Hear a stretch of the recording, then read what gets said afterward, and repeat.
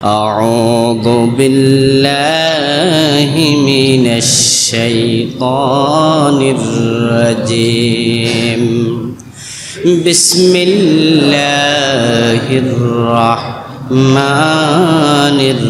الرحيم إن الله وملائكته يصلون على النبي يا أيها الذين آمنوا صلوا عليه وسلموا تسليما اللهم صل على محمد وعلى آل محمد كما صليت على إبراهيم وعلى آل إبراهيم إنك حميد مجيد اللهم بارك على محمد وعلى آل محمد كما باركت على إبراهيم وعلى آل إبراهيم إنك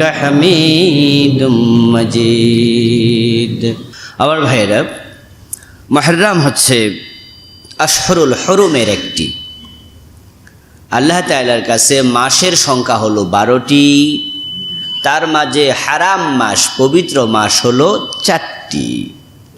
কোরআনে আল্লাহ তাআলা বলেন ইন্না ইদ্দাতাশ শুহুর ইনদাল্লাহি 12 শাহরা ফি কিতাবিল্লাহি ইয়াওমা খালাকাস সামাওয়াতি ওয়াল আরদ মিনহা আরবাআতুন হুরুম। আল্লাহ তাআলা বলেন আকাশ এবং জমিন তিনি যেদিন বানিয়েছেন সেদিন তিনি তার কিতাবে লৌহে মাহফুজে তিনি এটা লিখে নিয়েছেন ইন্না ইদ্দাতাশ শুহুর, মাসের সংখ্যা ইনদাল্লাহি 12 শাহরা, আল্লাহর কাছে হবে মোট 12টা। এই 12টা মাস, তার মাঝে আরবাআতুন হুরুম, 4টা হলো পবিত্র মাস। এই 4টি পবিত্র মাসের মাঝে মুহররম হলো একটা পবিত্র মাস, সম্মানিত মাস। সালাসাতুল মুতাওয়ালিয়া, হাদিসে আসছে 3টা হলো পর্যায়ক্রমে ধারাবাহিক আসবে, জিলকাদা, জিলহাজ্জা, মুহররম। আর আরেকটা হচ্ছে রদাব ও মোজার। তাহলে পবিত্র মাস মোট 4টা। পবিত্র মাস কয়টা? 4টা। কি কি? জিলকাদা, জিলহাজ্জা, মুহররম এবং রজব। এই 4টি মাস আল্লাহর কাছে বিশেষভাবে সম্মানীয়, এগুলো আশহুরুল হুরুম বলা হয়। মুহররম হচ্ছে ওই 4টির অন্যতম এবং হিজরি বর্ষের এটি প্রথম মাস। রাসূলুল্লাহ সাল্লাল্লাহু আলাইহি ওয়াসাল্লামের হিজরতের দিন তারিখ গণনা করে এই মুহররম মাসকে হিজরি নববর্ষের প্রথম মাস হিসাবে গণ্য করা হয়। তাহলে বোঝা গেল হিজরতের ঐতিহাসিক গুরুত্বের সাথে ওই মাসের সম্পর্ক আছে। তো অনেকগুলো কারণে এই মাসটা সম্মানীয়। রাসূলুল্লাহ সাল্লাল্লাহু আলাইহি ওয়াসাল্লাম এই মাস প্রসঙ্গে আলোকপাত করতে গিয়ে তিনি বলেছেন আফদালুস সিয়াম বাদা রমাদান শাহরুল্লাহিল মুহররম, যে রমজানের পরে আল্লাহ তাআলার কাছে সবচেয়ে শ্রেষ্ঠ মাস হচ্ছে মুহররম মাস। এই মাসের রোজা শাহরুল্লাহ, আল্লাহর মাস বলেছে। তো বাকি 11 মাস কার মাস? কিন্তু বাকি 11 মাসের সাথে শাহরুল্লাহ শব্দটি নাই। এই মাসের সাথে আল্লাহ রাসূল বলছেন শাহরুল্লাহিল মুহররম, মুহররম আল্লাহর মাস। কাবা শরীফ এটাকে বলা হয় কি? বাইতুল্লাহ। কি বলা হয়? এর মানে ওখানে আল্লাহ থাকে, ঠিক না? না। তো আল্লাহর ঘর বলে আল্লাহ থাকে এটা বোঝানো হয় নাই। আল কোরআন ও কিতাবুল্লাহ, কোরআন কার কিতাব? তো তাওরাত কার কিতাব? তো কোরআনকে আল্লাহর কিতাব বলা হয়েছে, এর মানে ওইটা আল্লাহ পড়ে না। এই এজাফত গুলাকে বলা হয় আল ইদাফাতু লিত-তাযীম। এদাপত দিয়ে আল্লাহ তাআলা সম্মান বুঝান, সুবহানাল্লাহ। এগুলো সম্মানের জন্য। ইবাদি কুল ইয়া ইবাদি, হে নবী বলুন ও আল্লাহর বান্দারা। আল্লাহর বান্দা তো ফেরেশতা কার বান্দা? কিন্তু মানুষকে আল্লাহর বান্দা বলা হলো, কাবাকে আল্লাহর ঘর বলা হলো, কোরআনকে আল্লাহর কিতাব বলা হলো, ঠিক অনুরূপভাবে মুহররম মাসকে আল্লাহর মাস বলা হলো, সুবহানাল্লাহ। এই মাস অনেক সম্মানী একটা মাস। আল্লাহ তাআলা যাকে চান তিনি সম্মানের আসনে বসান, এটা আল্লাহর ইচ্ছা। মানুষদের মাঝে শ্রেষ্ঠ করেছেন তিনি রাসূলদেরকে, জমিনের মাঝে শ্রেষ্ঠ করেছেন বাইতুল্লাহকে, মাসাজিদ সমূহকে। মাসের মাঝে শ্রেষ্ঠ করেছেন তিনি রমজান এবং আশহুরুল হুরুমকে। এইভাবে কিতাবের মাঝে শ্রেষ্ঠ করেছেন আল্লাহর কোরআনকে। টোটাল মাখলুকাতের মাঝে শ্রেষ্ঠ করেছেন মুহাম্মাদুর রাসূলুল্লাহ সাল্লাল্লাহু আলাইহি ওয়াসাল্লামকে। এভাবে আল্লাহ তাআলা যাকে সম্মান করেন, তাফসীর ইবনে কাসির প্রণেতা বলছেন ফাআযিমু মা আযযামাল্লাহ, আল্লাহ যাদেরকে সম্মান করে তোমাদেরও উচিত তাকে সম্মান করা। কোরআনে আল্লাহ বলেন ওমান ইউআযযিম শাআইরাল্লাহ ফাইন্নাহা মিন তাকওয়াল কুলুব, আল্লাহর নিদর্শন সমূহকে যারা সম্মান করতে শিখবে ওই সম্মান প্রমাণ করবে তাদের অন্তরে তাকওয়া আছে। এটা তাকওয়ার একটি অংশ। তো মুহররম মাস যেহেতু আল্লাহর মাস, এটি হিজরি বর্ষের প্রথম মাস। এই মাসে ঐতিহাসিক অনেক ঘটনা ঘটেছে, এটি একটি ঘটনা বহুল মাস। তাই আমরা এই মাসের প্রতি আলাদা একটা শ্রদ্ধা নিবেদন করব, শ্রদ্ধা পোষণ করব। অনেকগুলো কারণে এই মাসের ফজিলত অন্য মাসের চেয়ে বেশি। যদিও বাংলাদেশে এই মুহররম মাস মানুষের কাছে সবচেয়ে বেশি ফজিলতপূর্ণ যে কারণে আলোচিত, সেটা হচ্ছে কারবালার ঐতিহাসিক ঘটনা। তাই যখন দেখবেন মুহররম মাসের 10 তারিখ আসবে, সেদিন আমাদের দেশের পত্রিকাগুলোতে বিশেষ নিবন্ধন লেখা হবে, বিশেষ প্রবন্ধ ছাপা হবে। আমাদের টেলিভিশন, রেডিও, মিডিয়াতে সেদিন কথিকা পাঠ করা হবে, অনেক আলোচক আলোচনা করবেন। সেদিন সবচেয়ে বেশি প্রাধান্য পাবে কারবালার আলোচনা। মানুষ আশুরা বলতে মনে করে কারবালার ঘটনা। তাই 9 তারিখ 10 তারিখে ঢাকার রাস্তাতে বিশাল বিশাল তাজিয়া মিছিল বের হবে, ওটাকে টেলিভিশন চ্যানেলগুলোতে হাইলাইটস করে প্রচার করা হবে। তাই মানুষ এই লেখাগুলো থেকে বুঝে নিচ্ছে মুহররম মানিক কারবালা। আসলে না, মুহররমের সম্মান এবং এই মাসকে কেন্দ্র করে রোজা রাখা, এটা কারবালার অনেক আগ থেকেই শুরু হয়েছে। এই মুহররমের ইয়াউমে আশুরার তাৎপর্য ফজিলত এটা নতুন না, এটা রাসূলুল্লাহ সাল্লাল্লাহু আলাইহি ওয়াসাল্লাম নিজেই আমল করে উম্মাহকে দেখিয়েছেন। তো রাসূল সাল্লাল্লাহু আলাইহি সাল্লাম মুহররমের আশুরাতে রোজা রেখেছেন। আর কারবালার ঘটনা ঘটেছে উনার ইন্তেকালের 50 বছর পরে, 61 হিজরিতে। রাসূলুল্লাহ সাল্লাল্লাহু আলাইহি সাল্লাম ইন্তেকাল করলেন 11 হিজরিতে।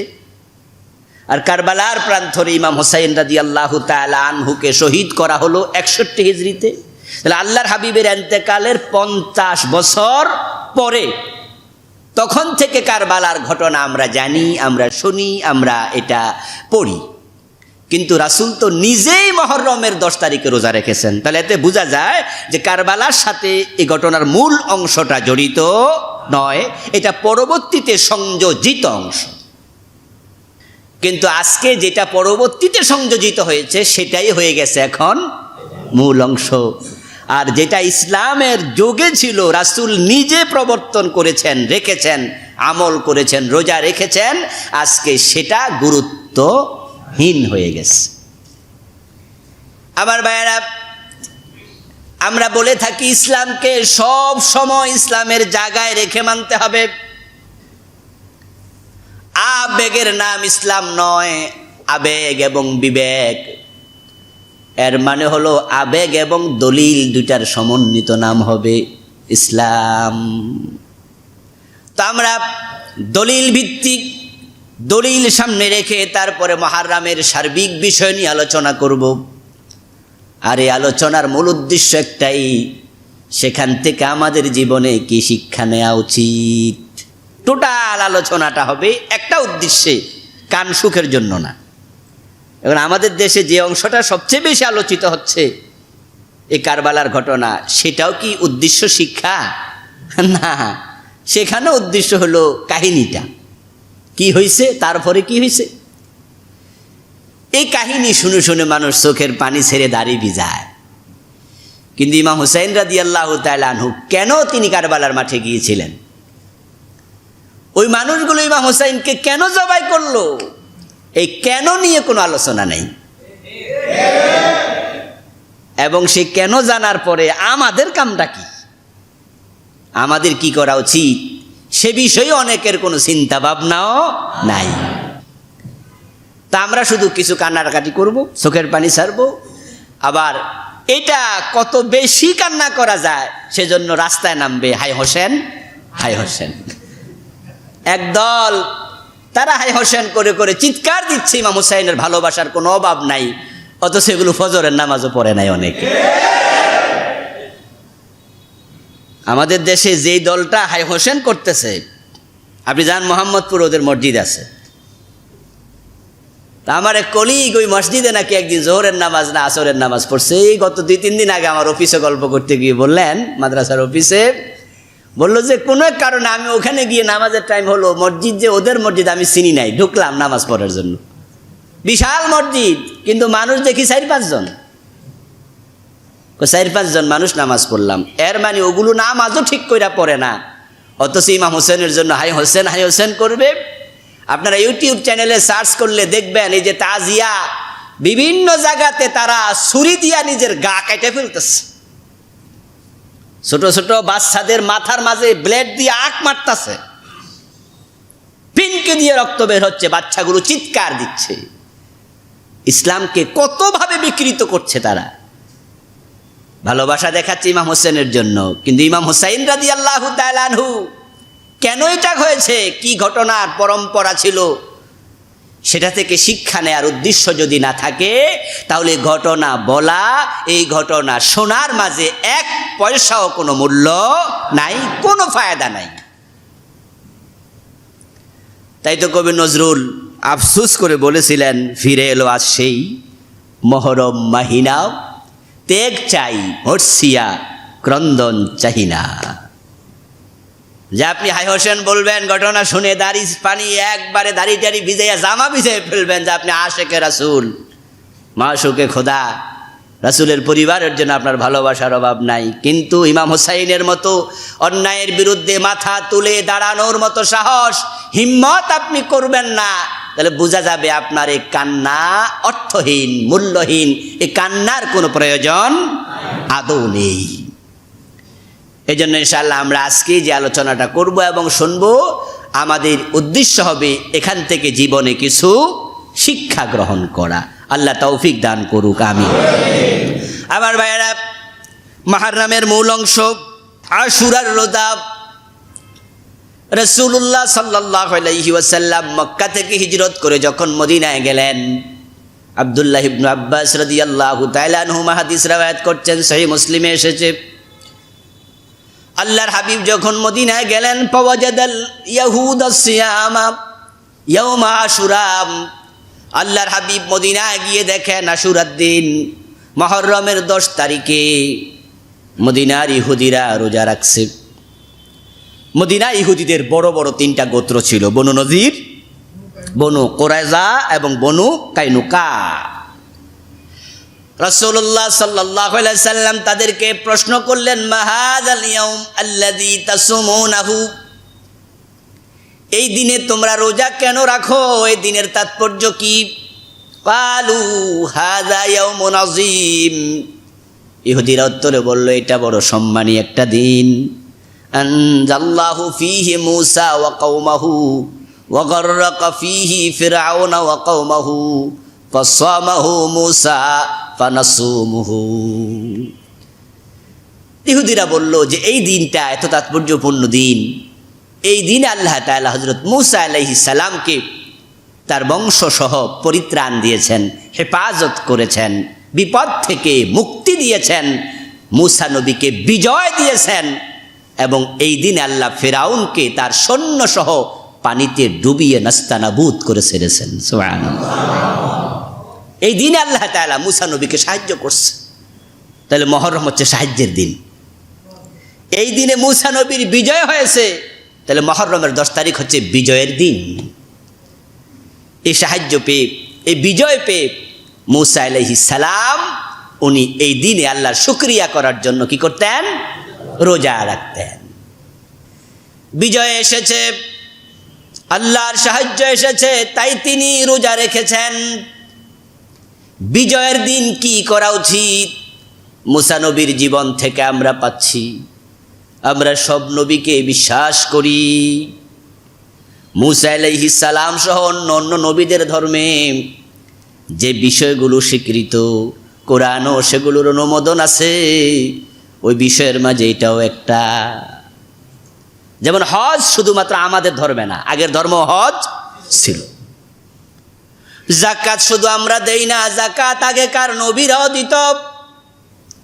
মায়ের কোলে শুয়ে হযরত ঈসা নবী যখন কথা বলেছেন, তখন তিনি মায়ের কোলে শুয়ে ওই সামান্য কয়েক ঘন্টা বয়সে যে কথাগুলো বলেছিলেন তার মাঝে এটাও ছিল, ওয়াউসালি বিসসালাতি ওয়াজ যাকাতি মা দুমতু হাইয়া। ইন্নী আব্দুল্লাহ আতানি আল কিতাবা ওয়া জাআলানি নাবিয়্যা। আমি আল্লাহর গোলাম, আমাকে কিতাব দেয়া হবে, আমি নবী হব। বলতে বলতে এক পর্যায়ে তিনি মায়ের কোলে শুয়ে বলেন, ওয়াউসানি বিসসালাতি ওয়াজ যাকাতি মা দুমতু হাইয়া। আমাকে আল্লাহর পক্ষ থেকে আদেশ করা হয়েছে, তিনি আদেশ করেছেন যতদিন বেঁচে থাকি নামাজ এবং যাকাত পালন করি। ওয়াউসানি বিসসালাতি ওয়াজ যাকাত। তো আগেকার নবীরা যে কাজগুলো করেছেন, সে কাজ থেকে কোরআনে যেগুলোর অনুমোদন আছে, রাসূলের জীবনে অনুমোদন আছে, সেগুলো ইসলামেরই অংশ হয়ে গেছে। তো মূসা নবী বিজয়ের পরে, আল্লাহর সাহায্য পাওয়ার পরে তিনি রোজা রেখেছেন। আর আমরা বাংলাদেশের মুসলমান 9 মাস যুদ্ধ করে দেশটাকে স্বাধীন করেছি। আমরা যখন বিজয় দিবস পালন করি, আমরা ঢোল তবলা নিয়ে রাস্তায় নেমেছি। মুসলমান কি করা উচিত বিজয়ে? নবী থেকে শিখো না মুসলমান। মূসা আলাইহিস সালাম বিজয় পেলেন, ফিরআউনের কবল থেকে রক্ষা পেলেন। ওই হানাদারের বাহিনীরা, পাকিস্তানি ওই মানুষগুলো আমাদের সাথে মুসলিম হিসাবে ভ্রাতৃত্বের সম্পর্ক রাখা তাদের উপরে ফরজ ছিল। এই বাংলাদেশ পূর্ব পাকিস্তান ছিল। এই পূর্ব পাকিস্তানিদের সাথে পশ্চিম পাকিস্তানিদের আচরণ হওয়া দরকার ছিল বন্ধু সুলভ, ভাই সুলভ। কিন্তু তারা সেটা করেনি, তারা জুলুম করেছে। তো তাদের জুলুমের জাতাকল থেকে মুক্তি পাওয়ার জন্য ওই দেশের সিংহ শার্দুল মুক্তিযোদ্ধারা, আপামর জনতা যুদ্ধ করেছে 9 মাস। ওই 9 মাস যুদ্ধের পরে বিজয় দিয়েছেন কে? নিশ্চয় বিজয় কে দিয়েছেন? আল্লাহ। আল্লাহর ইচ্ছা না থাকলে বিজয় সম্ভব হতো না। এখন বিজয়ের পরে বিজয় দিবস আমরাও তো স্বাধীনতার পর থেকে যুগ যুগ ধরে পালন করছি। কিন্তু যে বিজয় দিবস আমাদের আসে, সে বিজয় দিবসের পালনের রীতিটা কি হওয়া উচিত ছিল? মূসা নবীর উম্মতেরা বলছেন, যখন আল্লাহ মূসা নবীকে হেফাজত করলেন, বিজয় দিলেন, ফেরাউনকে পানিতে ডুবাইয়া মারলেন, ফাসামাহু মূসা শুকরান লিল্লাহ। মূসা নবী আল্লাহ তাআলার কৃতজ্ঞতায় তিনি ওই দিন রোজা রাখা শুরু করলেন। সুবহানাল্লাহ। কথা ছিল আমরা যে 16 ডিসেম্বরে বিজয় পেয়েছি, আমরা আমাদের এই বিজয় দিবসে আমাদের কি রাখা উচিত ছিল? রোজা রাখা উচিত ছিল। ফানাহনু নাসুমুহু, মুসা আলাইহিস সালাম যেহেতু রোজা রাখতেন, ইহুদিরা বলে আমরাও রোজা রাখছি। আল্লাহ রাসূল শুনে বললেন, নাহনু আউলা ওয়া হাক্কু বিমুসা মিনকুম ফাসামাহু ওয়া আমারা বিসিয়ামিহি। রাসূলুল্লাহ সাল্লাল্লাহু আলাইহি সাল্লাম তিনি বললেন, ও ইহুদিরা, তোমাদের থেকেও মুসা নবীর সাথে আমাদের সম্পর্ক অনেক বেশি। নাহনু আহাক্কু আউলা বিমুসা মিনকুম, মুসা নবীর সাথে তোমাদের সাথে চেয়েও আমাদের সম্পর্ক বেশি। কিভাবে? ওরা তো মুসার উম্মত, রাসূল তো মুসার উম্মত না, মুসলমানরা তো মুসা নবীর উম্মত না, তো সম্পর্ক বেশি কিভাবে? সম্পর্ক বেশি হলো মুসা আলাইহিস সালামের রেখে যাওয়া তাওরাত কিতাবকে ইহুদিরা বিকৃত করেছে। ওরা বিকৃতভাবে মানে, কিন্তু আমরা মুসলমানেরা তাওরাতকে বিশ্বাস করি অবিকৃতভাবে, ঠিক না? তাওরাত যেটা আল্লাহ নাজিল করেছে আমরা ওটা পুরাটাকে বিশ্বাস করি, আমরা বিকৃতভাবে বিশ্বাস করি না। আর রাসূলুল্লাহ সাল্লাল্লাহু আলাইহি সাল্লাম নিজে যেহেতু নবী, মুসাও নবী, এই হিসাবে নবীর সাথে নবীর সম্পর্ক উম্মতের চেয়েও বেশি। তো আল্লাহ রাসূল সাল্লাল্লাহু আলাইহি সাল্লাম বললেন, এই রোজাটা আমিও রাখবো আগামী বছর থেকে। ও আমারা বিসিয়ামিহি, সাহাবায়ে কেরামকে রোজা রাখার জন্য রাসূল নির্দেশ দিয়ে দিলেন। সাহাবারও এই মুহররমের 10 তারিখ রোজা রাখা শুরু করলো। মুসা আলাইহিস সালাম যেহেতু বিজয়ী হয়েছেন, ফেরাউন লাঞ্ছিত হয়েছে, তাই সাহাবায়ে কেরামও ওই ভালো কাজের সাথে একাত্ম হয়ে গেলেন।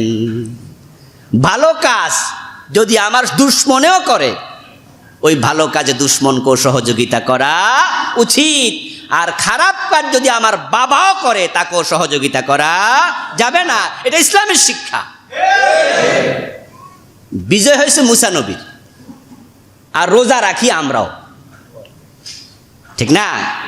বিজয় পেয়েছে মুসা আলাইহিস সালাম, উনার উম্মত রোজা রাখতেছে। রাসূল বলে, তোমরাও রোজা রাখো, আমিও রাখবো।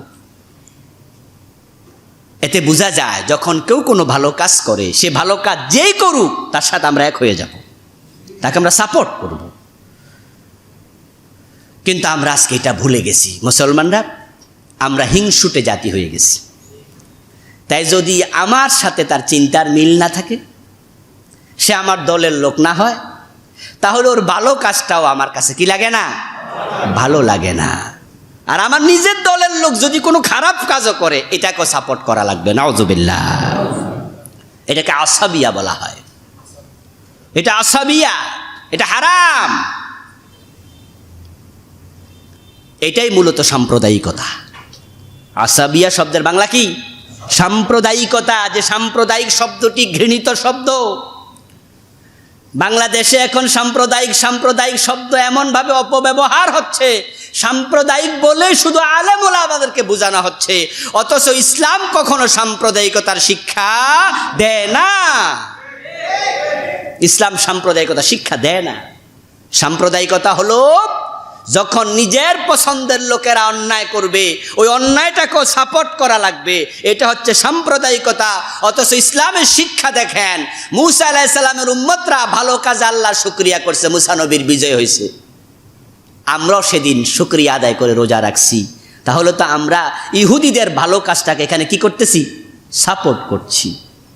আবার যখন আমাদের মুসলমানের সন্তান কোনো ইহুদির ঘরে চুরি করে ধরা পড়ে, ইসলাম বলে তার হাতটাও কেটে দাও, এখানে মুসলমানের পক্ষ নেওয়া যাবে না। তাহলে ইসলাম কেমন সাম্প্রদায়িক হয়? আসলে এগুলো গালি। এই গালিগুলো উপর থেকে আসছে। এগুলো আমেরিকা, ইসরায়েল, মোসাদ, আজকের পৃথিবীতে যারা ইসলাম বিদ্বেষী শক্তি আছে, তারা এক জায়গায় বসে মিটিং করে নতুন নতুন কিছু শব্দ তারা প্রসব করে। ওই শব্দগুলো তখন তাদের কিছু ফেড এজেন্ট আছে, ওই এজেন্টের মুখ দিয়ে সেগুলো বারবার আওড়াতে থাকে। তাদের মিডিয়াগুলো বারবার ফলাও করে প্রচার করতে থাকে। ওইগুলো শুনে শুনে এখন আমরা মুসলমানরাও দিখারা জাতি হয়ে গেছি। আমরা এখন নৌকার পাল তুলসি হাওয়া দেখে। যখন ওরা বলতেছে, তখন আমাদের এই বেকুব মুসলমানগুলো কথাগুলো বলা শুরু করে দেয়। বিচার করে না, ভাবে না। আচ্ছা বলুন তো, এই গত 4-5 বছরের ভিতর আল কায়দার বিরুদ্ধে কোনো কথা শুনছেন? ওসামা বিন লাদেনের আল কায়দা ভুলে গেছেন নাকি? হঠাৎ করে আল কায়দা উদয় হয়ে গেল, এক রাতে শেষ আল কায়দা। ওসামা বিন লাদেনকে যখন পাকিস্তানের এবটাবাদের বাড়িতে আমেরিকার সৈন্যরা ধরলো, ধরার পরে গুম করে ফেললো, লাশটাও পৃথিবীর মানুষ দেখলো না। ওটা নাকি কোন সাগরে নিয়ে ডুবাই দিস। হঠাৎ করে এক রাতে আল কায়দা শেষ। এর কয়দিন পর থেকে নতুন জিকির আইএস আইএস আইএস। অথচ আপনারা জানেন, শুনেছেন আল কায়দা একটি শক্তিশালী সংগঠনের নাম। হাজার হাজার কর্মী ছিল। টুইন টাওয়ার, পেন্টাগনের মতো বিশাল ভবন তারা ভেঙে ফেললো। তামাম পৃথিবীতে আল কায়দার জ্বালায় মানুষের ঘুম হারাম হয়ে গেল। এক রাতে লাখ লাখ কর্মী কোথায় গেল? মারা তো পড়ল শুধু ওসামা বিন লাদেন এবটাবাদের বাড়িতে পাকিস্তানে। তার সাথে তার লক্ষ কর্মী তো ছিল না।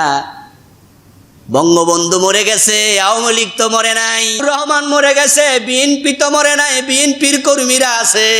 নেতা মরলে দল মরে যায় এক রাতে, এমন ঘটনা তো পৃথিবীতে নাই। তো ওসামা বিন লাদেন একা মরে গেল, লক্ষ কর্মী কোথায় গেল? এক রাতে মরে গেল কোত্থেকে, কেমনে মরল? আসলে আমি যেটা বলছি, ওই সিআইএ, ওই মোসাদ এবং রয়্যাল লোকেরা, ইসলাম বিদ্বেষী যারা, তারা গোল টেবিল মিটিংয়ে বসে, সেখানে বসে তারা শব্দ তৈরি করে, সেখান থেকে মেকানিজম করে করে চিন্তা বের করে নতুন নতুন জিনিস প্রসব করে। তারা বলল আল কায়দা বলতে বলতে বলতে বলতে শব্দটা মানুষের কাছে এখন সহজ হয়ে গেছে, তাই এই শব্দটা পরিবর্তন করো। তাই একটা নাটক ঘটায় ওসামা বিন লাদেনের পর্ব শেষ, এখন নতুন নাটক আইএস শুরু করো। ওই আইএস দিয়া শুরু। এখন পত্র পত্রিকায় কয়েকদিন পর পরই আইএসের খবর শোনা যায়, আল কায়দার খবর নাই। 5-7 বছর অথবা তার চেয়ে কম সময়ের ভিতরে আইএস পর্ব শেষ হবে, নতুন পর্ব শুরু হবে। ঠিক একই ভাবে ওই শব্দগুলো আবার মুসলমানরা পত্রিকায় লেখা শুরু করবে। ওই আসাবিয়া সাম্প্রদায়িকতা কখনো ইসলামে নাই, কিন্তু ওরাই ব্যবহার করেছে। ফান্ডামেন্টালিস্ট আলেমদেরকে বুঝায়, ইসলামকে বুঝায়। মুসলমানরা ফান্ডামেন্টাল, মুসলমানরা উগ্র, মুসলমানরা সাম্প্রদায়িক, ওখান থেকে প্রসব করে শব্দ ছেড়ে দিয়েছে। আর আলেম ওলামাদের বিরুদ্ধে মুসলমান সাংবাদিকরাও লেখা শুরু করে দিয়েছে। অথচ আমরাই আপনাদেরকে শিক্ষা দেই, অন্যায়কে কখনো সাপোর্ট করা যাবে না। ওই অন্যায় যদি নিজের সন্তানও করে, নিজের বাবাও করে, তাহলে মুসলমান কেমন সাম্প্রদায়িক হয়? রাসূলুল্লাহ সাল্লাল্লাহু আলাইহি সাল্লাম তাদের ভালো কাজটাকে সাপোর্ট করলেন, যে মুসা নবী ওই দিন মুক্তি পেয়েছে, তাই তিনি রোজা রেখেছেন, তোমরা রাখো, আমরাও রাখবো। সাহাবাদেরকে রাখতে আদেশ দিয়ে দিলেন। কিছুদিন পরে সাহাবায়ে কেরামের মাঝ থেকে আল্লাহর হাবিবের কাছে প্রশ্ন উত্থাপিত হলো, ইয়া রাসূলুল্লাহি ইন্নাহু ইয়াউমুন ইউআজ্জিমুহুল ইয়াহুদ। হে আল্লাহর রাসূল সাল্লাল্লাহু আলাইহি ওয়াসাল্লাম, ওই যে আশুরার দিন আমরা রোজা রাখতেছি, অথচ এটা তো এমন একটা দিন যে দিন কি ইহুদিরা বড় সম্মান করছে, তাই তাদের মাঝে কানাঘুষা হয়। তারা বলে বেড়াচ্ছে, দেখো আস্তে আস্তে মুসলমানরাও আমাদের অনুসারী হয়ে যাচ্ছে। তারা বলতেছে আমরা যেদিন রোজা রাখি মুসলমানরাও রাখতেছে, তারা আস্তে আস্তে আমাদের ধর্মে ঢুকে যাবে। আল্লাহ রাসূল বললেন, ও বড় মারাত্মক কথা তো, তাহলে সোমু ইয়াউমা আশুরা ওয়া খালিফুল ইয়াহুদা, তোমরা আশুরার দিনে রোজা রাখো, কিন্তু ইহুদিদের ওই কাজের সাথে একটু ভিন্নতা আনো, একটু বৈপরীত্য আনো। লাইন বাকিতু ইলা কাবিলিন লাসুমান্নাত তাসিআ, রাওয়াহু মুসলিম। যদি আমি পরবর্তী বছর পর্যন্ত বেঁচে থাকি, তাহলে আমি 9 তারিখও রোজা রাখবো। তারা রাখে 1 দিন, আমি রাখবো 2 দিন। তাহলে তারা আর এই কথা বলতে পারবে না। তাদের সাথে একটু ব্যতিক্রম করো। ওই হাদিসে আসছে, আরেকটি হাদিসে আসছে, সুমু ইয়াওমান ক্বাবলাহু আও ইয়াওমান বাদাহু, তোমরা 10 তারিখের আগে 1 দিন অথবা 10 তারিখের পরে 1 দিন রোজা রাখো। তবে হাদিসটি জয়ীফ। আর যে হাদিসটি আসছে যদি আমি আগামী বছর পর্যন্ত বেঁচে থাকি তাহলে আমি 9 তারিখ রাখবো, এই হাদিসটি সহিহ। কিন্তু সহিহ মুসলিমে আসছে ফালাম ইয়াতি আল আম আল মুকবিলা হাত্তা তুফিয়া রাসূলুল্লাহ সাল্লাল্লাহু আলাইহি ওয়াসাল্লাম। এই সিদ্ধান্ত রাসূল যে বছর ঘোষণা করলেন যদি বেঁচে থাকি আগামী বছর পর্যন্ত তাহলে 9 তারিখ রাখবো, ওই পরবর্তী বছর আসার আগে রাসূল ইন্তেকাল করলেন। এর মানে তিনি পরবর্তী বছর আর 9 তারিখে রোজা রাখার সময় পান নাই, কিন্তু সাহাবারাই আমল করেছে। তাই উলামায়ে কেরাম বলেন আশুরার রোজা যখন মানুষ রাখবে তখন তারা 10 তারিখ এবং 9 তারিখ 2 দিন রাখবে। এই 2 দিন রাখা এটা হচ্ছে সুন্নাহ। আর যদি কোনো কারণে কেউ 9 তারিখ রাখতে পারলো না তাহলে সে 10 এবং 11 রাখবে। আর যদি কেউ শুধু 10 তারিখ রাখে তাহলে কোনো গুনাহ হবে না, কারণ আল্লাহর হাবিব তো শুধু 10 তারিখেই রেখেছিলেন। হাদাল মুখালাফাতু হা হুনা লিল ইস্তিহবাব লা লিল উজুব। ওলামাগণ বলেন ইহুদিদের সাথে রোজা রাখার ক্ষেত্রে এখানের যে মুখালাফাত এটা ওয়াজিবের জন্য নয়, এটা উত্তমতার জন্য, এটা মুস্তাহাব, এটা ওয়াজিব না। এখন যারা রোজা রাখবে আল্লাহর হাবিব বলছেন আফদালুস সিয়াম বাদা রমাদান শাহরুল্লাহিল মুহাররম। রমজানের পরে এই মুহররমের 9 এবং 10 তারিখের রোজা হলো সর্বশ্রেষ্ঠ রোজা। আহতাসিবু আলাল্লাহ আন ইউকাফিরাস সানাতাল্লাতী ক্বাবলাহু। সহিহ মুসলিমে এসেছে রাসূল বলেন যে ব্যক্তি এই আশুরায় রোজা রাখবে আমি আশা করি আল্লাহ তাআলা তার আগের 1 বছরের জীবনের গুনাহ ক্ষমা করে দেবেন। হাযা হাদিসুন সহিহ, সহিহ হাদিস। সিয়ামু ইয়াউমি আশুরা আহতাসিবু আলাল্লাহ আন ইউকাফিরাস সানাতাল্লাতী ক্বাবলা। আশুরার রোজাটা আমি নবী আশা করি তার আগের জীবনের 1 বছরের গুনাহ মাপের কারণ হয়ে যাবে। তাহলে এই রোজার কাহিনী শুনলাম আর সুবহানাল্লাহ বললাম, দায়িত্ব শেষ নাকি? মোটেও না। আমাদের যাদের সামর্থ্য আছে আমরা রোজা রাখার সিদ্ধান্ত নেওয়া দরকার আছে না নাই? তো আমরা 1 দিন রাখবো না, সামর্থ্য যদি থাকে আমরা কয়দিন রাখবো? 2 দিন, 9 তারিখ এবং 10 তারিখ, আগামী বৃহস্পতিবার এবং আগামী শুক্রবার। আর যাদের শারীরিক সামর্থ্য কম তারা 10 তারিখ রাখলে অসুবিধা নাই। এই রোজাটা আমরা রাখার চেষ্টা করব, আল্লাহ তাআলা তৌফিক দান করুক, বলি আমিন। এখন এই রোজার রাতে খুব বেশি করে খাওয়া লাগবে সেহরির সময়, কারণ বাংলাদেশে একটি কথা তো প্রচলিত আছে ওই দিনে যে বেশি খাবে সারা বছর বেশি খাইতে পারবে। এই জন্য গ্রামে গঞ্জে কিন্তু ওই দিন রোজা রাখে না, শুধু খায়, পিঠা বানায় বানায় বাড়িতে বাড়িতে দেয়। আপনারা জানি না আপনারা জানেন কি না, আমি দেখতাম আমাদের ছোটোকালে যে মুহররমের 10 তারিখে রুটি বানায় স্তূপ করে ফেলত, এই ঘরে দেবে ওই ঘরে দেবে ওই ঘরে দেবে মহিলারা খুব, এবং সেদিন বাজার থেকে খুব ভালো খাবার নিয়ে আসবে, কারণ কথা আছে মুহররমের 10 তারিখ যে ভালো খাবে সে সারা বছর ভালো খাবে। একটি হাদিস এ বিষয়ে বানিয়েছে কোন জালেম আল্লাহ জানে, এমন একটি হাদিস আছে মান ওয়াসা আলা ইয়ালিহি ইয়াউমা আশুরা ওয়াসা আল্লাহু লাহু সাইরাস সানা। একটি হাদিস আছে যে ব্যক্তি আশুরার 10 তারিখে তার পরিবার বর্গের জন্য হাত খুলে দেবে, বেশি করে খাওয়াবে, আল্লাহ তাআলা সারা বছর তার জন্য হাত খুলে দেবে। হাযা হাদিস মাউদু, এটা বানানো একটি হাদিস। আমার খুব ভালো লাগছে যে আপনারা কেউ সুবহানাল্লাহ করেন নাই, কিন্তু এই হাদিস যদি অন্য মসজিদে কইতো হয়তো একবার ছাদ গরম হয়ে যেত এবং বাড়িতে গিয়ে ব্যাংক থেকে টাকা তুলতো অথবা সুদের উপর আনতো। কারণ যদি একদিন খাওয়া যায় ভালো আর সারা বছর আল্লাহ হাত খুলে দেয় তাহলে তো ছাড়ে কেডা? অথচ এটা হাদিসে নাই। সেদিন খাবেন বেশি না উপাস থাকবেন? সেদিন তো রোজা রাখা লাগবে। আমার ভাইয়েরা, এই জন্য আমরা আশুরার দিবসে রোজা রাখার ব্যাপারে সচেষ্ট হব, আল্লাহ তৌফিক দান করুন। এবার আসুন আমরা দ্বিতীয় অংশে যাই, যেই কারণে আশুরা অত্যন্ত ইম্পর্ট্যান্ট। আরেকটি বিষয় সেটা হচ্ছে কারবালার সে মর্মান্তিক ঘটনা।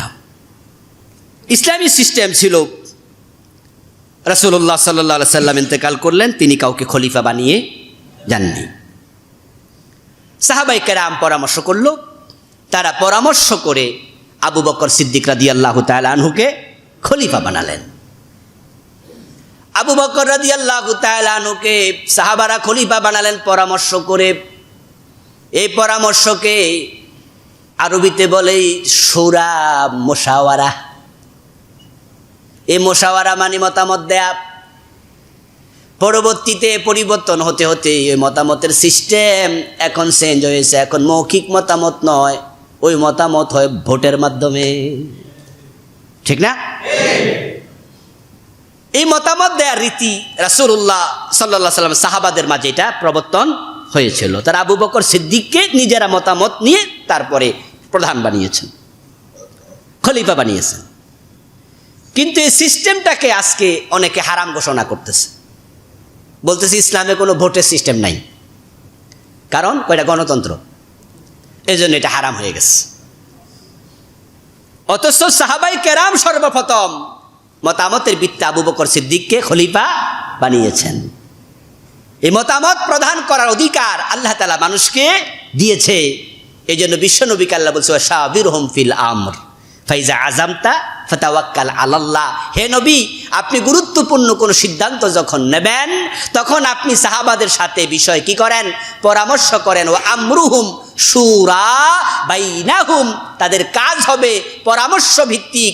আল্লাহ তাআলা পরামর্শের গুরুত্ব এত দিয়েছেন, এই শুরা নামে আল্লাহ একটা সূরাই নাজিল করেছেন। সুবহানাল্লাহ। ওই মতামতের নাম দিয়ে একটা সূরা আছে, নাম হচ্ছে সূরাতুশ শুরা। কারণ যখন পরিবারে, দেশে, সমাজে 10, 20, 50, 100 লাখ কোটি মানুষ থাকে, তখন মতামত নিয়ে যদি সবার মতামতের কথাগুলো শুনে বিবেচনা করে উত্তম সিদ্ধান্তে দেশ পরিবার চালানো যায়, তাহলে সংঘাত সংঘর্ষ অনেক কমে যাবে, সংঘাত থাকবে না। তবে মানুষের এই মতামতটা, গণতন্ত্রটা, গণ মানি মানুষ, তন্ত্র মানি চিন্তা, আইন।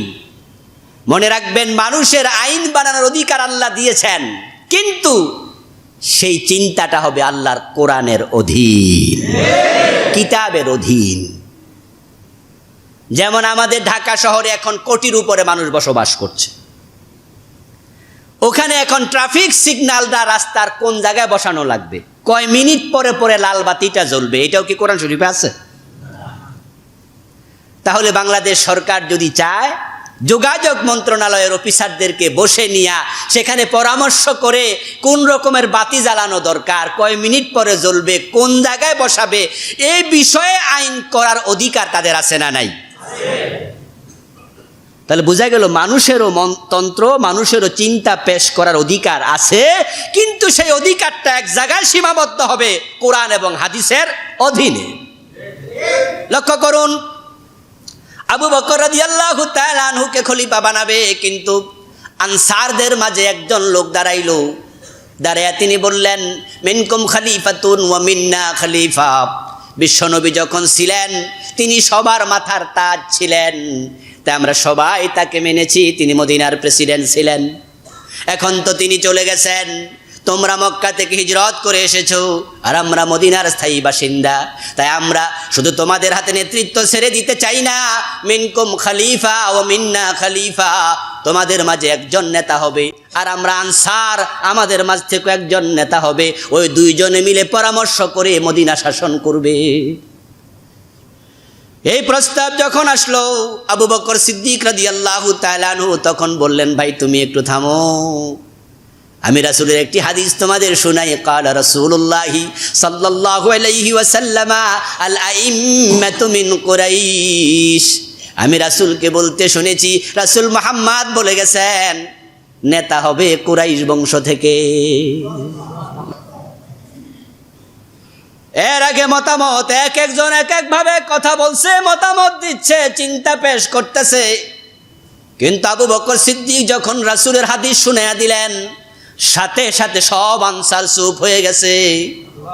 আনসাররা বলল, আমরা তো কেউ কুরাইশের লোক না, তাহলে কুরাইশদের মাঝ থেকে কে নেতা হবে সেটা আপনারা সিদ্ধান্ত নেন, আমরা আমাদের দাবি প্রত্যাহার করে নিলাম। ভাই একটু জোরে সুবহানাল্লাহ বলা দরকার না? দেখেন, তন্ত্র হবে, মন্ত্র হবে, মত হবে, চিন্তা হবে, কিন্তু কোরআন এবং হাদিসের বাহিরে যাওয়া যাবে না। এটা হচ্ছে নিয়ন্ত্রিত গণতন্ত্র, অবাধ গণতন্ত্র। একবারে যদি আপনি পুরা গণতন্ত্র হারাম বলেন, তাহলে সাহাবায়ে কেরামের মতামত তো হারাম হয়ে যাবে। আবার যেই গণতন্ত্র এখন পৃথিবীতে চলছে, মেজরিটি মাস্ট বি গ্রান্টেড, অধিকাংশ যা বলে তাই আইন হবে। কয়েকদিন আগে ভারত হাইকোর্ট রায় ঘোষণা করছে ও দেশে নাকি পুরুষ পুরুষকে বিয়ে করতে পারবে। নাউজুবিল্লাহ। জার্মানিতে আইন আছে, আইন পরিষদে আইন পাশ হয়েছে, সমকামী বিবাহ বৈধ। আমেরিকাতে আইন হয়েছে মদ পান করা বৈধ, অধিকাংশ পার্লামেন্টারিয়াল বলে মদ জায়েজ করো, ঘোষণা করো। অধিকাংশ বলে হাত তুলে হ্যাঁ বলুন মদের পক্ষে কেরা। অধিকাংশ এমপি বলে হ্যাঁ, স্পিকার ঘোষণা দিছে, তাহলে তো মেজরিটি মাস্ট বি গ্রান্টেড, মদ হালাল হয়ে গেল। এই গণতন্ত্র ইসলাম হালাল বলবে না, এটা হারাম। মানুষের চিন্তা যদি 100 জন একমত হয় আর আল্লাহ যদি বলে এটা হারাম, আল্লাহটাই গ্রহণ করতে হবে। কথা বোঝেন নাই? দিস ইজ ব্যালেন্স, এটা হচ্ছে ভারসাম্য। আমার ভাইয়ারা, আল্লাহর হাবিবের ইন্তেকালের পরে সাহাবারা আবু বকর সিদ্দিককে খলিফা বানালেন। যখনই তারা আনসাররা তাদের সিদ্ধান্ত পরামর্শ প্রত্যাহার করে নিলেন, তখন এবার মুসলমানদের মাঝ থেকে সিদ্ধান্ত নেয়ার বাকি লোক থাকলো কুরাইশরা। এখন কুরাইশদের মাঝ থেকে কে নেতা হবে এ বিষয়ে অনেক কথাবার্তা হলো, কিন্তু আবু বকর সিদ্দিক যখন এই হাদিস খানা শোনালেন, হযরত ওমরের পক্ষে কথা এসেছিল, ওমরকে প্রেসিডেন্ট খলিফা বানাও। কিন্তু হযরত ওমর নিজে দাঁড়ালেন, দাঁড়ায় আবু বকরের সামনে গিয়ে হাত বাড়াইয়া দিয়ে বলেন, আমি আপনার কাছে বায়াত হয়ে গেলাম। এবার ওমরের পক্ষে যারা ছিল তারাও সবাই কত নেতাই তো চলে গেছে, আমরাও গেলাম। সুবহানাল্লাহ। সব মুসলমান বায়াত নিয়ে নিল। আবু বকরের পরে উনার ছেলে আব্দুর রহমান বিন আবি বকর সিদ্দিক রাদিয়াল্লাহু তাআলা আনহুমা বড় মাপের সাহাবী, বয়সও বড় ছিলেন, একবারে বাচ্চা নয়। উনার ছেলেকে খলিফা বানায়া যান নাই, তিনি হযরত ওমরের নাম প্রস্তাব করে গেলেন, লিখে দিয়ে গেলেন, আমার পর ওমরকে খলিফা তোমরা বানিয়ে নাও। হযরত ওমর রাদিয়াল্লাহু তাআলা আনহু 10 বছরের মতো পৃথিবী শাসন করলেন খলিফা হয়ে। ইন্তেকালের সময় উনার ছেলে আব্দুল্লাহ ইবনে ওমর রাদিয়াল্লাহু তাআলা আনহু বড় মাপের সাহাবী, উনার ছেলেকে খলিফা বানায়া যান নাই। তিনি বললেন যে আমি চলে গেলাম, তোমরা নিজের একজনকে বানিয়ে নিও। সাহাবারা হযরত ওসমানকে বানালেন। ওসমান রাদিয়াল্লাহু তাআলা আনহু 12.5 বছর ইসলামী খেলাফত চালালেন। আহত হয়ে তিনি শহীদ হলেন। শহীদ হওয়ার পূর্বে উনার ছেলে অথবা উনার বংশের কাউকে নেতা বানায়া যান নাই। পরবর্তী সাহাবারা হযরত আলীকে ডেকে এনে খলিফা বানালেন। হযরত আলী 4 বছরের মতো ইসলামী রাষ্ট্র চালায়া তিনি আহত হয়ে শহীদ হলেন। আলী রাদিয়াল্লাহু তাআলা আনহু তিনি এ কথা বলে যান নাই, আমার পরে হযরত হাসানকে তোমরা বানায়ো, হোসাইনকে বানায়ো। পরবর্তীতে সাহাবারা হযরত হোসাইনকে, কিছুদিন পর হযরত হাসানকে, তারপর হযরত মুয়াবিয়াকে খলিফা বানালেন। এইভাবে ধারা পরম্পরা চলছিল, যোগ্য লোক খলিফা হবে, কোনো আত্মীয় স্বজন নয়। কিন্তু হযরত মুয়াবিয়া রাদিয়াল্লাহু তাআলা আনহু যখন তিনি খেলাফতে আসলেন, ওনার খেলাফতের শেষ দিকে ওই ধারা পরম্পরার রীতি পরিবর্তন করে উনি ওনার ছেলে ইয়াজিদকে খলিফা মনোনীত করলেন, আর ঝামেলা শুরু। এই সিস্টেমের মাঝে যে চলছিল ধারাবাহিকতা, সেখানে একটা ব্যত্যয় ঘটে গেল। তখনই এবার মুসলমানদের মাঝে বিভক্তি তৈরি হলো। কারণ ইয়াজিদ ছিল ব্যক্তিগত জীবনে মদ্যপ, সে মদ পান করত। তার জীবনে ইসলামের অনুশাসনের অনুসরণটা খুব কম ছিল। ইবনে আব্বাসের মতো সাহাবী জীবিত, ইবনে ওমরের মতো সাহাবী জীবিত, ইবনে মাসউদের মতো সাহাবী জীবিত, হোসাইনের মতো সাহাবী জীবিত, এরকম আরো শত শত সাহাবী তখন জীবিত।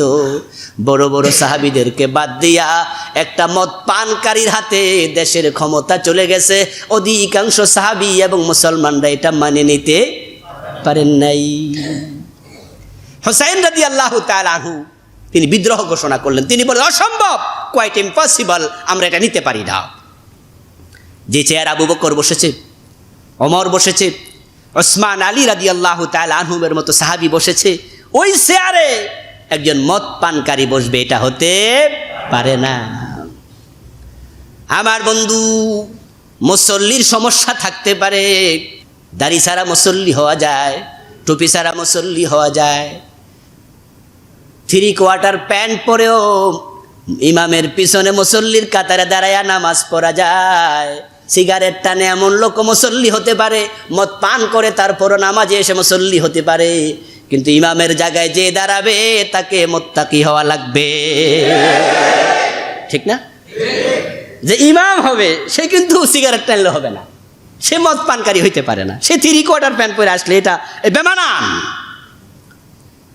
সেটা হতে পারে না।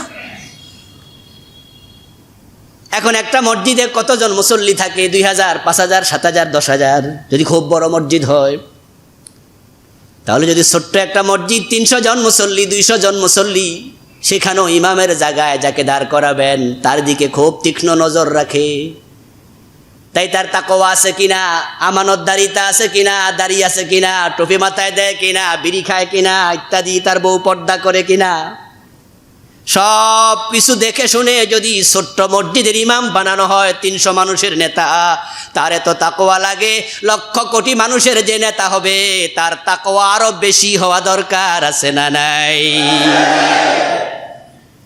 কিন্তু আমরা এখানে ফেল মারলাম, ইমাম হোসাইন এখানে ফেল করেন নাই।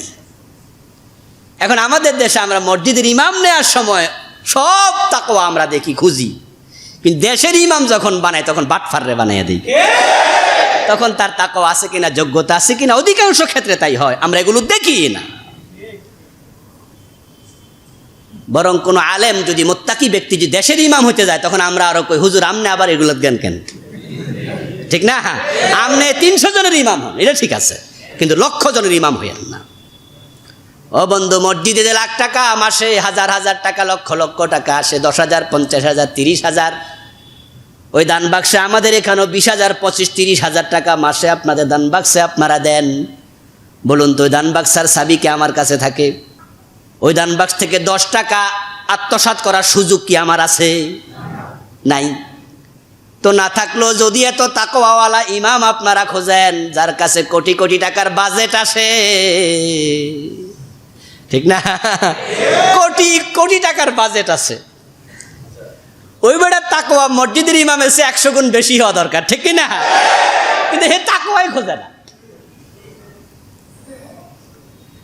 ইমাম হুসাইন রাদিয়াল্লাহু তাআলা আনহু তিনি মাথা উঁচু করে দাঁড়ালেন, তিনি বললেন যে না ইয়াজিদ, তোর বায়াত নেব না। মুসলমানরা অনেকে ইমাম হুসাইন রাদিয়াল্লাহু তাআলা আনহুর বাড়িতে হাজির, হুজুর আপনি হাত মেলে ধরুন, আমরা বায়াত নেই, ইয়াজিদের হাতে আমরাও বায়াত নেব না। হাজার হাজার মুসলমান তারা বায়াত নিলেন ইমাম হুসাইনের কাছে। আবার ইয়াজিদ, তার বাবা হযরত মুআবিয়া রাদিয়াল্লাহু তাআলা আনহু, ওনার অনুসারী আবার একদল লোক আছে তার পক্ষে, ওরা আবার বায়াত নিল ইয়াজিদের হাতে। এখন বায়াত গ্রহণকারী হয়ে গেলেন কয়জন? 2 জন। একটা অস্থিরতা বিরাজ করছে, অস্থিরতা বিরাজ করছে। এক দেশের প্রেসিডেন্ট কয়জন হয়? 1 জন হয়, এখন হয়ে গেল কয়জন? 2 জন। একটা অস্থিরতা বিরাজ করছে। তৎকালীন সময়ে সবচেয়ে শক্তিশালী একটা এলাকা ছিল কুফা। ওই কুফাতে হাজার হাজার আলেম বসবাস করত। ইমাম আবু হানিফা রাহমাতুল্লাহর বাড়িও কোথায়? কুফাতেই। ওই কুফাতে অনেক বড় বড় আলেমের জন্ম হয়েছে, হাজার হাজার আলেম বসবাস করত। ওই কুফা থেকে ইমাম হুসাইন রাদিয়াল্লাহু তাআলা আনহুর কাছে চিঠি পাঠানো হচ্ছে যে হুজুর, আমরা কুফার আলেমেরা, আমরা কুফার মুসলমানেরা আপনার হাতে বায়াত নেওয়ার জন্য ওয়েট করছি, আপনি মেহেরবানি করে একটু আসেন। আপনি তো 1 জন আর আমরা তো লাখ লাখ, আমরা তো সবাই যাইতে পারবো না। তৎকালীন যুগে তো আর ব্যবস্থা খুব ভালো ছিল না, আপনার কোনো যানবাহন নাই, উঠে করে গাদায় চড়ে ঘোড়ায় চড়ে আসতে হবে। তো মেহেরবানি করে আপনি যদি কষ্ট করে আসতেন, আমরা কুফার হাজার হাজার লোক আপনার জন্য অপেক্ষা করছি। একটার পর একটা সিটি আসছে, একটার পর একটা সিটি আসছে। ইমাম হুসাইন রাদিয়াল্লাহু তাআলা আনহু বাস্তবতা পর্যালোচনা করার জন্য ওনার স্বাস্থ্য ভাই মুসলিম ইবনে আকিল রাদিয়াল্লাহু তাআলা আনহুকে বললেন তুমি একটু যাও। মুসলিম ইবনে আকিল রাহিমাহুল্লাহকে পাঠালেন কুফাতে। মুসলিম ইবনে আকিল চলে গেলেন কুফায়।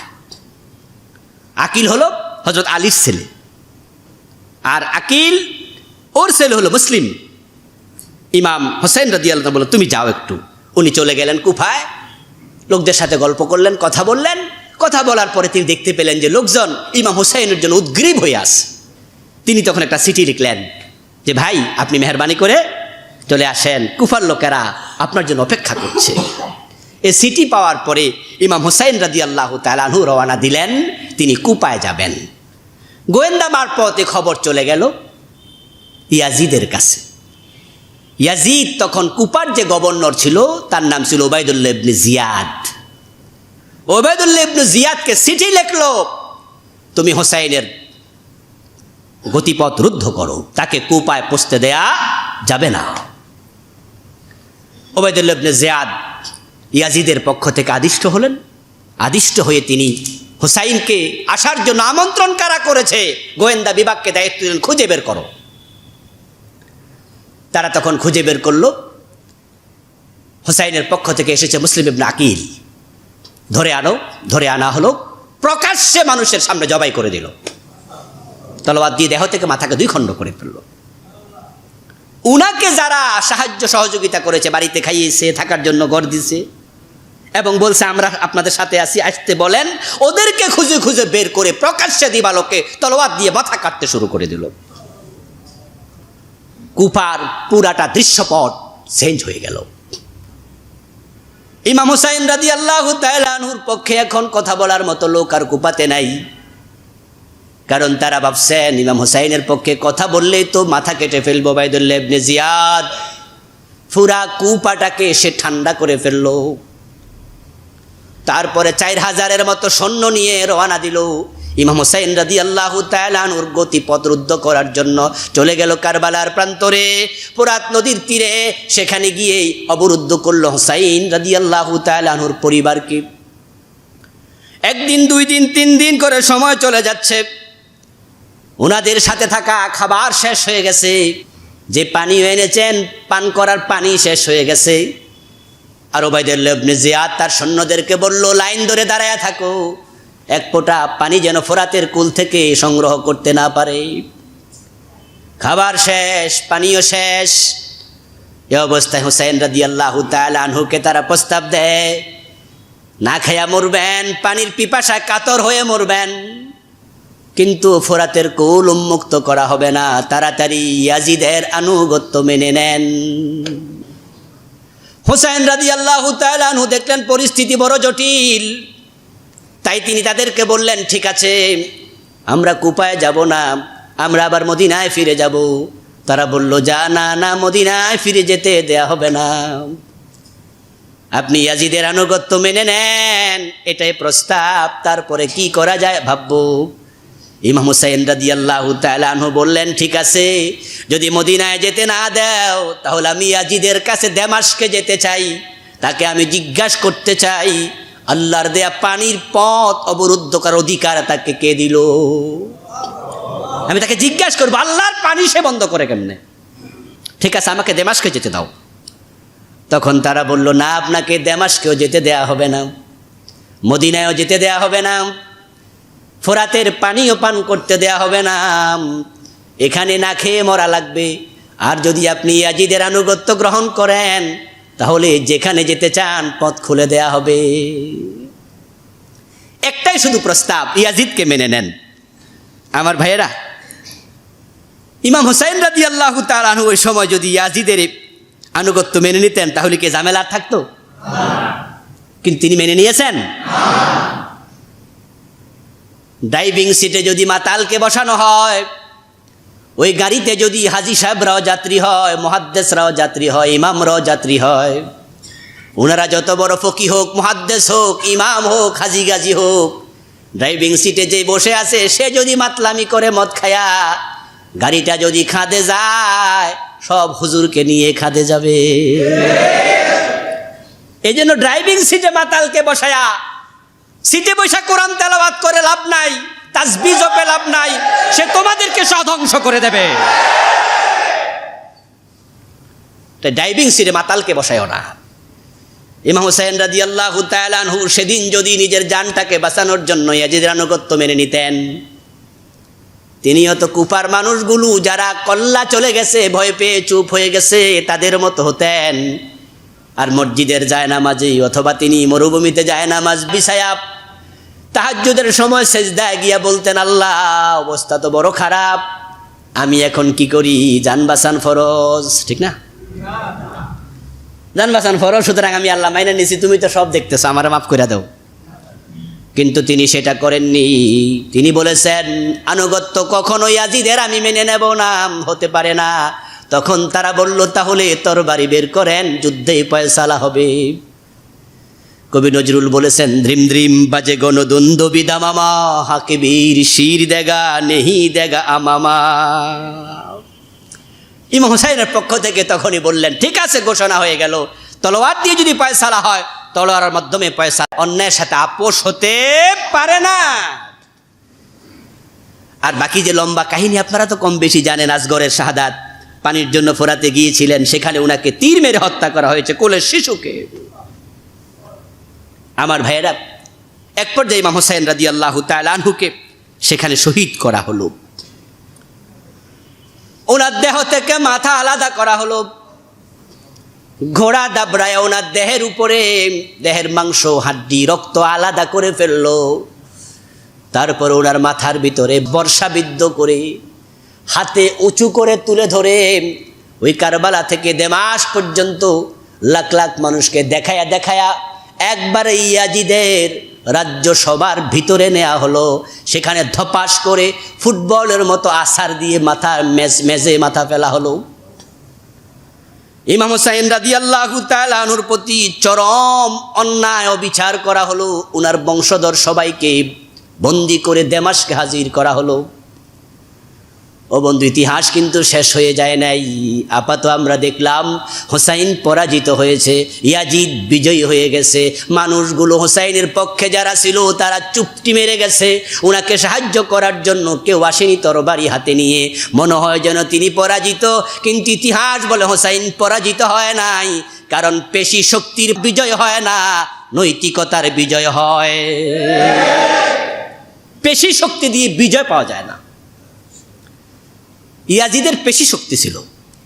হুসাইন রাদিয়াল্লাহু তাআলা আনহুর সাথে সফর সঙ্গী ছিল মাত্র ৭৮ জন। কোন কোন ঐতিহাসিক আরো একটু বেশি বলেন, কেউ কেউ ২০০ জনের কথাও লিখেছেন। তো ৭৮ জন, ২০০ জন যদি সংখ্যা হয়, ওনার পরিবার পরিজন, ওনার অনুসারী যারা ছিল, আর ইয়াজিদের সৈন্য ছিল সেখানে ৪,০০০-এর বেশি। ইয়াজিদ পেশি শক্তি প্রদর্শন করেছে। হুসাইন রাদিয়াল্লাহু তাআলা আনহুর সেদিন পেশি শক্তি ছিল না, উনার ছিল নীতির শক্তি, নৈতিকতা।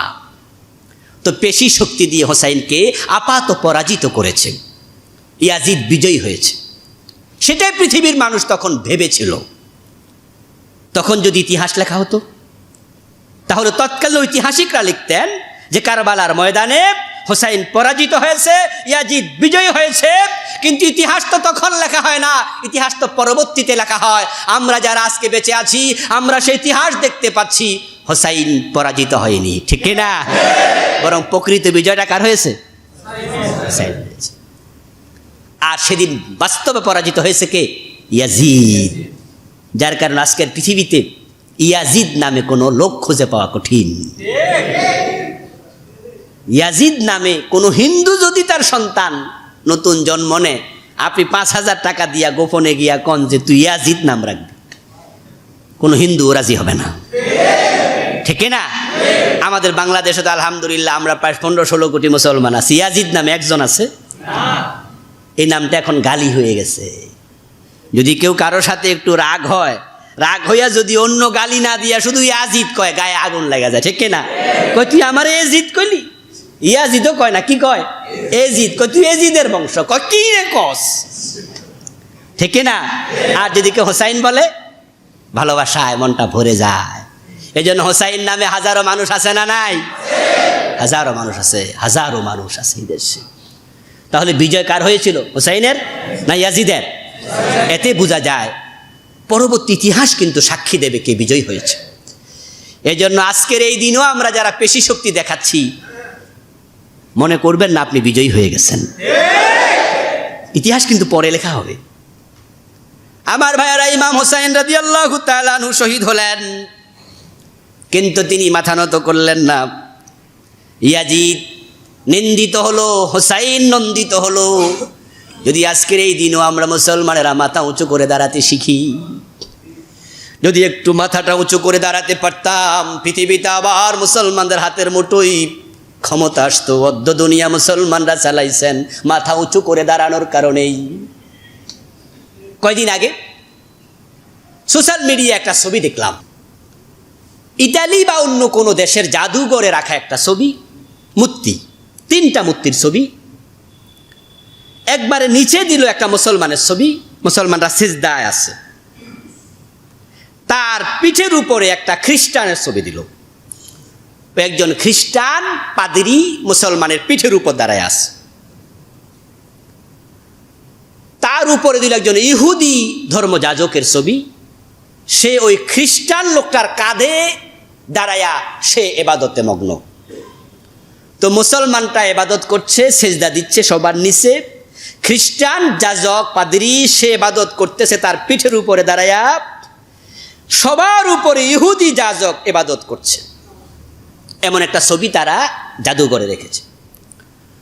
তারা বুঝাতে চাইছে খ্রিস্টান, ইহুদি, মুসলমান তারা সবাই একসাথেই খোদার ইবাদত করতে পারবে, কোনো অসুবিধা নাই। এ ছিল তাদের চিন্তা। এই চিন্তা করতে গিয়ে তারা মুসলমানরা রেখে উপরে দিতে পারতো না। চিন্তা ঠিক আছে যে মুসলমানরা, খ্রিস্টানরা, ইহুদিরা একই দেশে, একই আসমানের নিচে, একই ভৌগোলিক সীমারেখায় একসাথে তাদের ইবাদত করবে, কোনো অসুবিধা নাই। এটা সম্প্রীতি, ঠিক আছে। কিন্তু মুসলমানরা তো উপরেও দিতে পারতো, আচ্ছা মাঝে দিতে পারতো, কিন্তু কোথায় দিছে? আচ্ছা নিচে রাখছে। আচ্ছা রাখুক, এটা ওরা রাখতেই পারে, কারণ তারা তো আর মুসলমান না। সেখানকে যে ভাই ছবিটা দিয়েছেন তিনি লিখলেন যে একজন ইহুদি সাংবাদিক ওই জাদুঘর দেখতে গেল। দেখতে গিয়ে তখন তিনি জাদুঘরের যিনি আছেন দায়িত্বশীল কর্মকর্তা, তার কাছে গিয়ে বললেন, তোমরা এই মূর্তিগুলো কেন বানাইছো? এই সেটিংটা তোমরা কেন করেছো? কাজটি ঠিক করনি। উনি বললেন, ভাইজান আপনি? আমি জিউস, আমি তো একজন ইহুদি। বললেন, আপনি রাগ করতেছেন কেন? আপনাকে তো আমরা উপরে রাখছি। কথা বোঝেন নাই? যে আপনি খেপলেন কেন, আপনি রাখলেন কেন? আপনাকে তো আমরা উপরে রাখছি, আপনি তো খেপার কথা না। তখন জিউসটা বলল, আরে ভাই আমারই খেপার কথা, কারণ তোমরা যারে সবচেয়ে নিচে রাখছো সে কিন্তু সেজদায় আছে। যদি সে খাড়াইতে পারে আমরা দুইজন কাইথিয়ে পড়া লাগবে। ঝামেলা তো ওখানে। ও ভাইয়েরা, চিন্তার ভিন্নতা, চিন্তার মাঝে একটা পাওয়ার আছে। হোসাইনের শিক্ষা নিয়া যদি আমরা মাথা উঁচু করতে পারি কেউ থামাতে পারবে না। কিন্তু আমরা চিন্তা করতে ভুলে গেছি। এই জন্য মহরম থেকে আমাদের শিক্ষা নিতে হবে, চিন্তা করতে হবে। আমি সংক্ষেপে এই কয়েকটা চিন্তা আপনাদের দিয়ে তারপর আলোচনা শেষ করব। 1 নাম্বার ফজিলতের আশুরা, যেটা ফজলে আশুরা, 1 নাম্বার হচ্ছে হকের পক্ষে আল্লাহর সাহায্য চিরদিন আছে, থাকবে। ঠিক কি না? মুসা নবীকে সাহায্য করছে কে? সমুদ্রে 12টা রাস্তা বানাইছে কে? এগুলো কোরআনে আছে না নাই? সে আল্লাহ এখনো আছে না নাই? আমরা যদি হকের পক্ষে থাকি আল্লাহর সাহায্য আসবে, তবে একটু সময় লাগে। এটা আল্লাহর একটা অভ্যাস। কথা বুঝতে পারছেন? আল্লাহ সাহায্য করে, কখন করে? মানুষের চেষ্টা যেখানে শেষ হয় আল্লাহর সাহায্য সেখান থেকে শুরু হয়। হতাশ হওয়া যাবে না। 2 নাম্বার হচ্ছে জালেম এবং জুলুমের পরিণতি কখনো ভালো হয় না। তা জালেম হবেন না, জুলুম করবেন না। যদি জুলুম করেন ফেরাউনের মতো পানিতে ডুবানোর ক্ষমতা আল্লাহর আছে না নাই? আপনার শক্তি কি ফেরাউনের চেয়ে বেশি হয়েছে? তার অনেক শক্তি ছিল, অনেক ক্ষমতা ছিল, যার আঙ্গুলি হেলে না হাজার হাজার বনী ইসরাইলের সন্তানকে জবাই করা। এজন্য জালেম এবং জুলমের পরিণতি কখনো ভালো হয় না। 3 নাম্বার, নিয়ামত পাওয়ার পরে, বিজয় লাভের পরে ইবাদত করা লাগে, সেজদা করা লাগে আল্লাহকে। ঠিক না? শুকরিয়ার নামাজ পড়বেন, রোজা রাখবেন। যখনই কোনো নিয়ামত পাবেন তখন প্রশংসা করবেন কার? ইযা জা নাসরুল্লাহি ওয়াল ফাতহু। আমরা সূরার আলোচনা যখন করব, বিজয় আসলে কি করতে আল্লাহ বলছে, আপনি হে নবী আল্লাহর জন্য কি করেন? ইস্তেগফার করেন, ইবাদত করেন। এজন্য আমরা যখন বিজয় দিবস পালন করব, আমাদের ব্যক্তিগত জীবনে যখন কোনো বিজয় আসবে, আমরা তখন কার প্রতি বিনয়ী হব? আল্লাহর প্রতি। ইহুদি খ্রিস্টানদের অনুসরণ করা যাবে না। এই জন্য রাসূল রোজা রাখছেন, কয়দিন রাখতে বলছেন? 2 দিন। এখন তো আমরা তাদের অনুসরণের জন্য পাগল হয়ে গেছি, এই জন্য এগুলা বাদ দিতে হবে। এরপরে যে কটুকু বলতে চাই সেটা হচ্ছে, অন্যায়ের বিরুদ্ধে চূড়ান্ত প্রতিবাদ করা হচ্ছে মুহররমের মূল শিক্ষা, যেটা ইমাম হুসাইন করেছেন। মুমিনের শির যায় কিন্তু মুমিনের মাথা নত হয় না, এটা আমাদের আবার ফিরিয়ে আনতে হবে। চূড়ান্ত জয় পরাজয় ইতিহাস নির্ধারণ করে, সাময়িকভাবে জয় পরাজয় নির্ধারিত হয় না। পেশি শক্তি জয়ের মাধ্যম নয়, নৈতিক শক্তি জয়ের মাধ্যম। তা আমরা যদি বিজয়ী হতে চাই, নৈতিক শক্তি আমাদের অর্জন করতে হবে। শুধু বিজয় বললে বিজয় আসবে না। আল্লাহ তাআলা আমাদের সকলকে মুহররম থেকে এই শিক্ষাগুলো নিয়ে এর আলোকে জীবন গঠন করার তৌফিক দান করুন। আমিন। আসসালামু আলাইকুম ওয়া রাহমাতুল্লাহি ওয়া বারাকাতুহু। নিয়মিত ইউটিউব ভিডিও দেখতে সাবস্ক্রাইব করুন। নতুন নতুন ভিডিও পেতে ঘন্টা বাটনটি চাপুন।